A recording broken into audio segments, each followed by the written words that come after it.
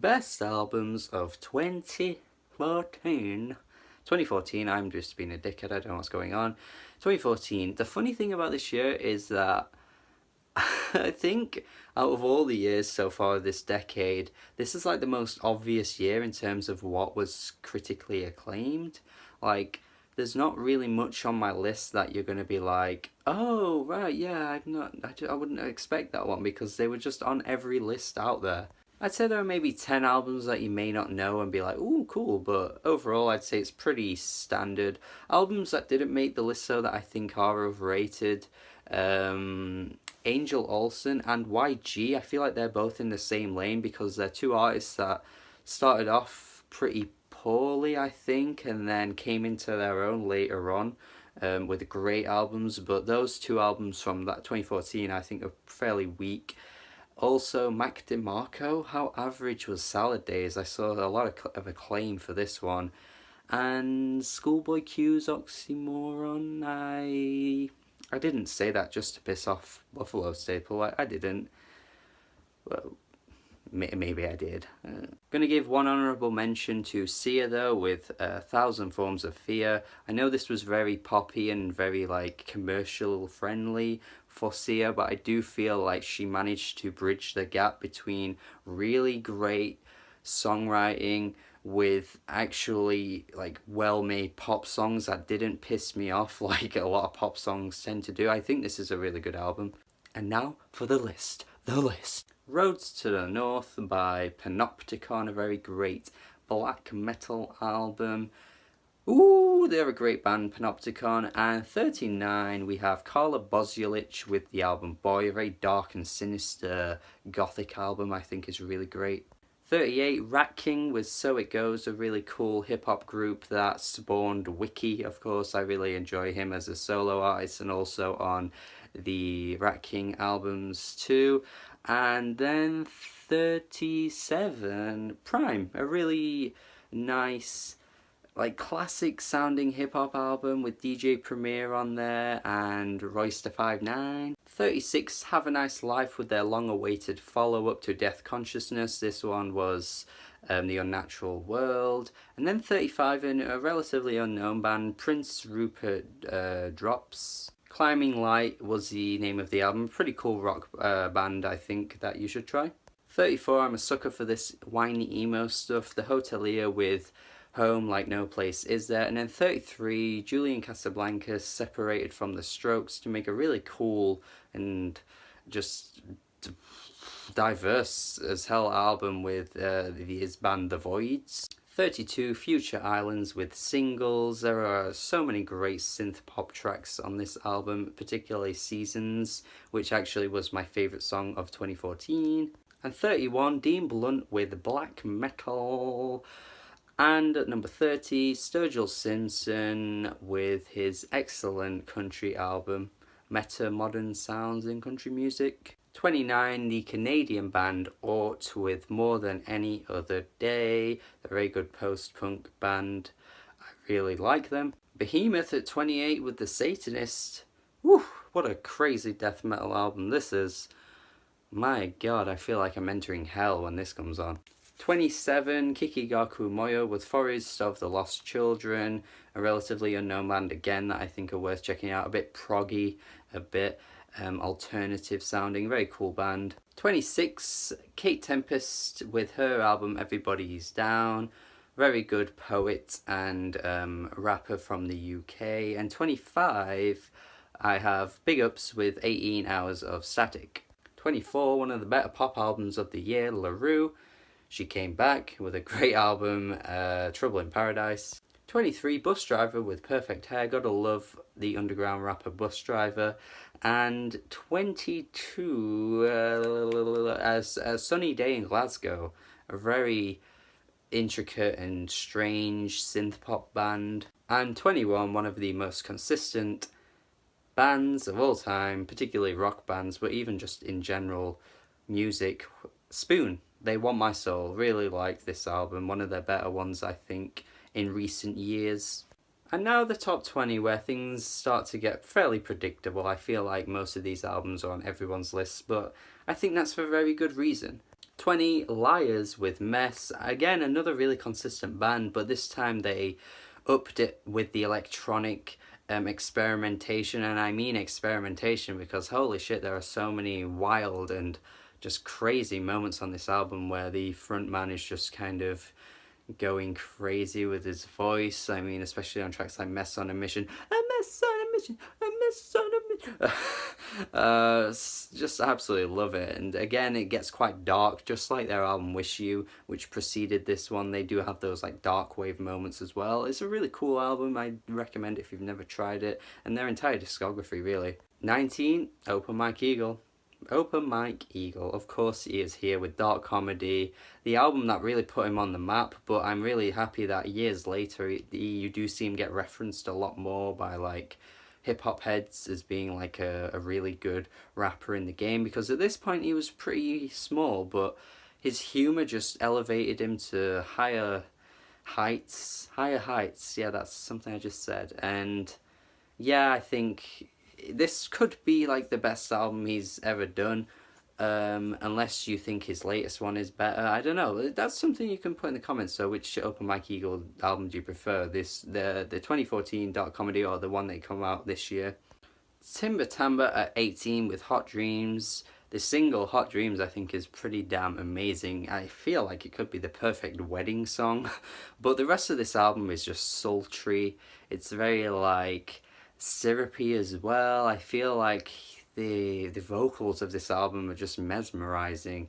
The vocals of this band, I mean, sorry. And yeah, I friggin' think this album's just brilliant. I think just the entire aesthetic and the sound that they come up with on this one it's just amazing. They didn't follow up very well with an album this year though, but Hot Dreams is just outstanding. 17, probably pretty low for some people, I think, this album, but hey, I think it's amazing, and it is To Be Kind by Swans.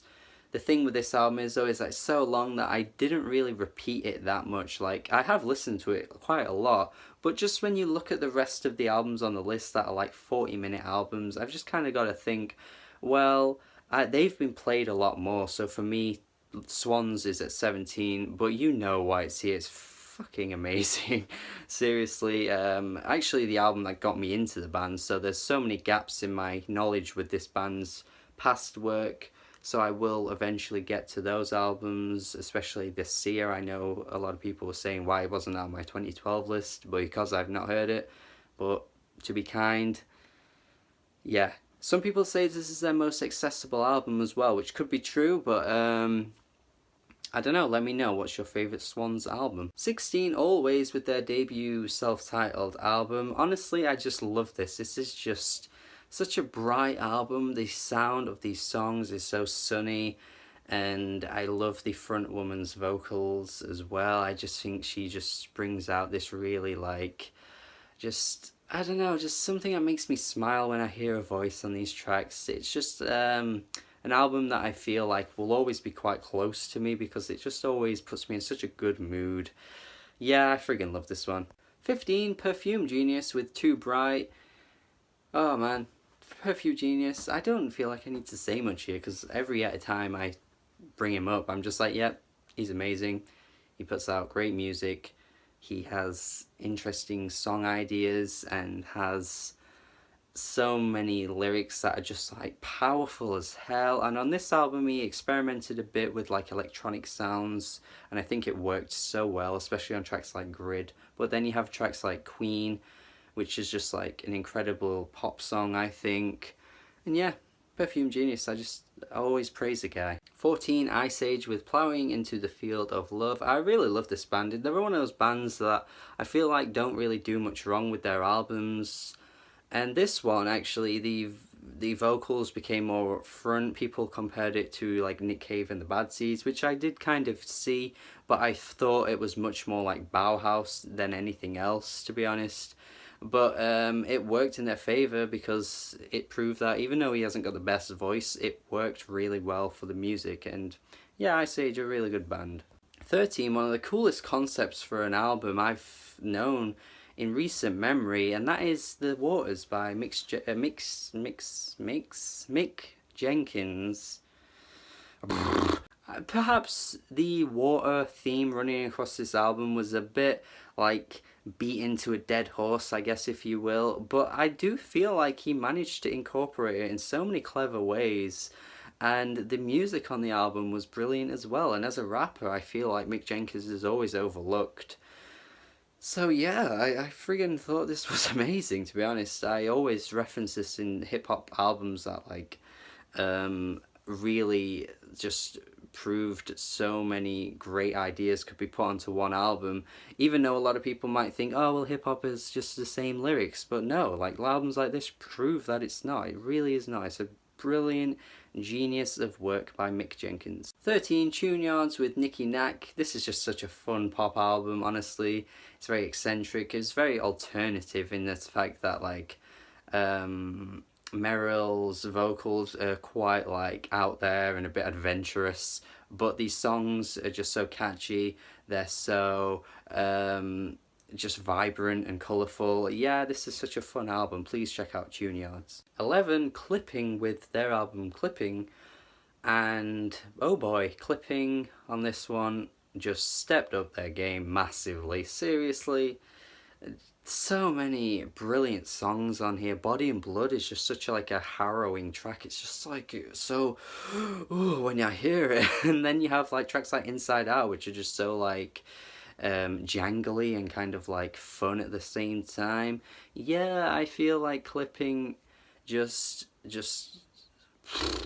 brilliant on this one. They painted vivid details on tracks like Story 2 and so many clever ideas, like on the track Get Up, where they literally use an alarm clock as like the beat. It's just like so many progressive ideas that you don't hear in much of hip hop. Yeah, Clipping, one of the better hip hop groups out there. Top 10, top 10, top 10. Ariel Pink Pom Pom.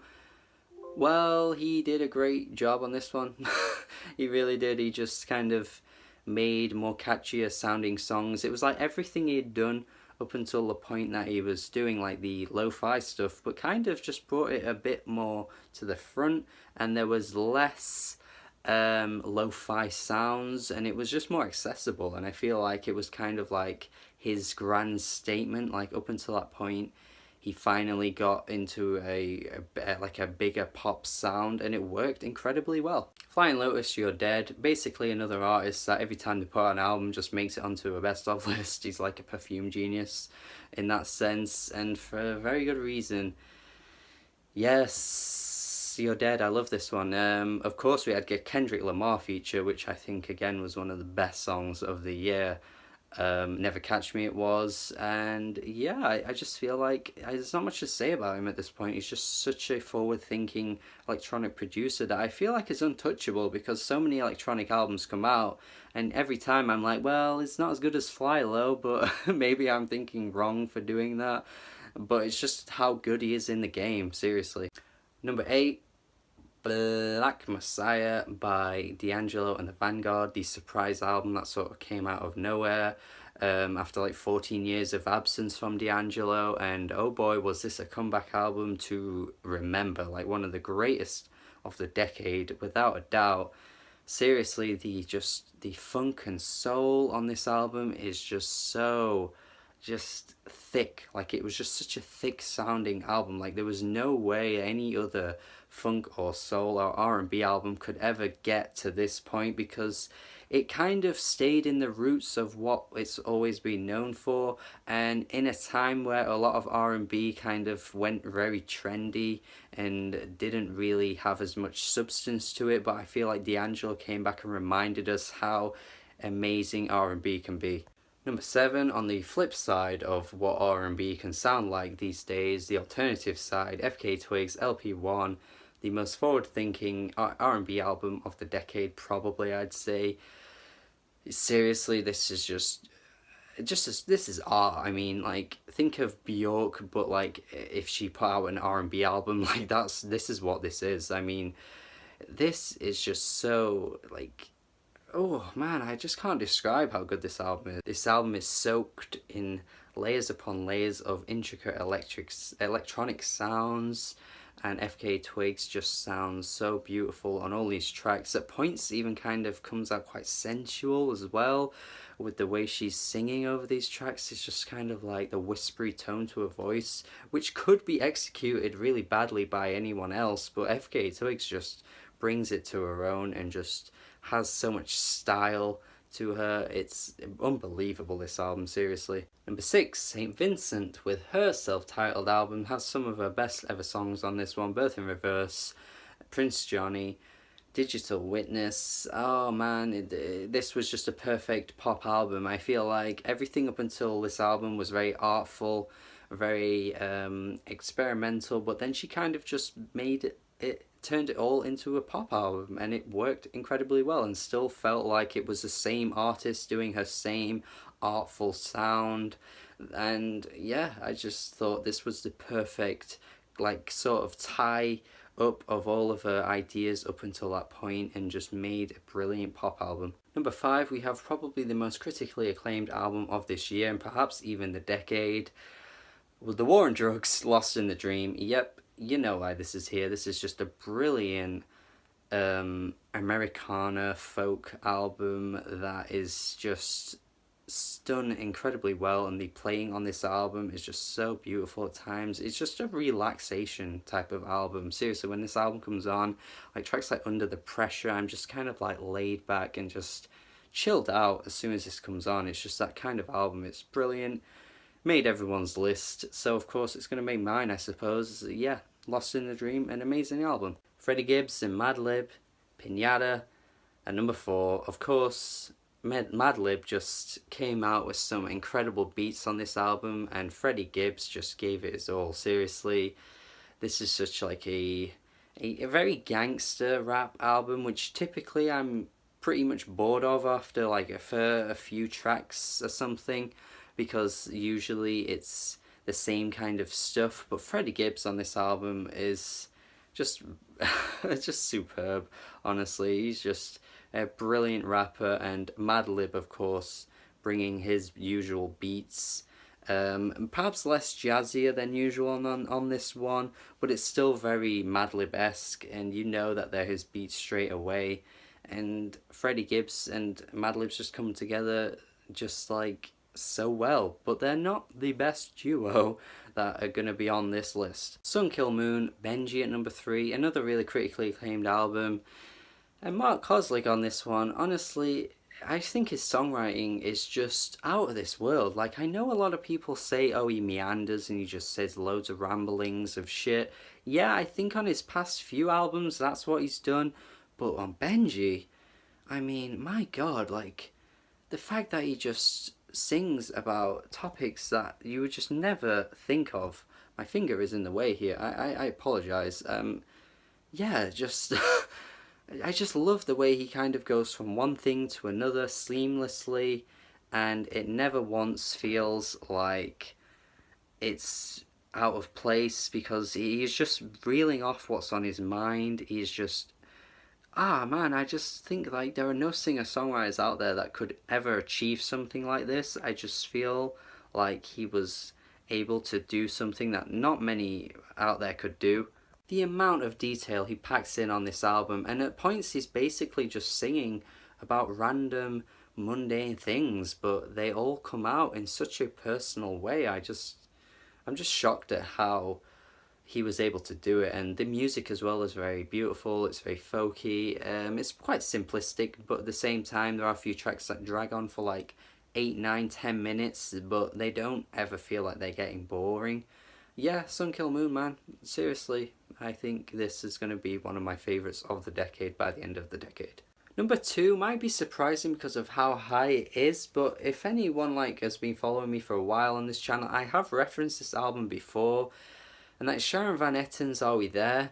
This is the most heartbreaking breakup album in recent memory. I feel like she was able to just pour all her emotions into this album in such an incredible way. The way she sings about this other person as if like she can't really live without them is such a mind-blowing thing, because I know that is a common thing in a lot of music, but I feel like Sharon just did it in a way that I've never really heard it done before. And seriously, I just feel like it was just horrific in some ways, like how like the way she was writing these songs, but at the same time so like beautiful and like depressing in a way that I just felt really connected to. In no way can I relate to any of this, but man, just listening to it as a story was just unreal for me. Yeah, I feel like this album is, I don't know, quite overlooked, to be honest. I don't feel like many people bring this one up. But for me, this was just absolutely wonderful. Come on, guys. Come on, come on. You know what number one is. You know it. You know that it's Taylor Swift, 19... Run the Jewels. Obviously, it's Run the Jewels 2. Run the Jewels. My God, this was like everything the first album did, but better. Like, they improved on it just massively. Like, mountains higher on the first one, and I fucking love the first one, and they still managed to make this album just so like mind-blowing. Seriously, this is what I want the future of hip-hop to be like. Will we get that? I don't know, but that's a conversation for another day, really. But just everything on this, I mean, Blockbuster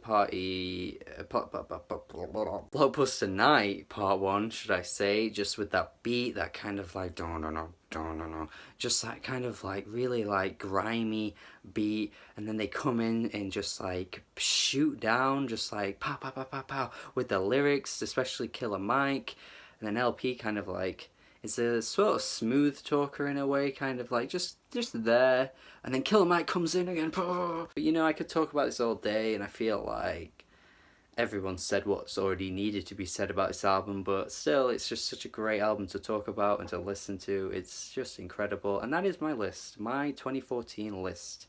Tell me your list, please. Tell me if you got some recommendations out of this list, or tell me what albums I missed off and you feel like should have been on the list, but mostly just share your own list. Subscribe to the channel for more lists like these. I'll continue up until 2016 and then the final 2017 year-end list, and yeah, have a good day.